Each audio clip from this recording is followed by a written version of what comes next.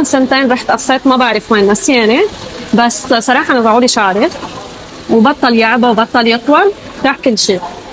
فأنا شفتك انستغرام وكتير حبيت، وكان عندي ثقة فيك على الانستغرام من الانستغرام. فكيف هلا لايف شو بدي يصير ما بعرف. يعني أنا بوثق فيك هلا على عميانك. رح نتركهم طوال أكيد ورح نعمل لهم لايرز مثل ما لازم. أكيد. اوكي يلا ليتس ثرو.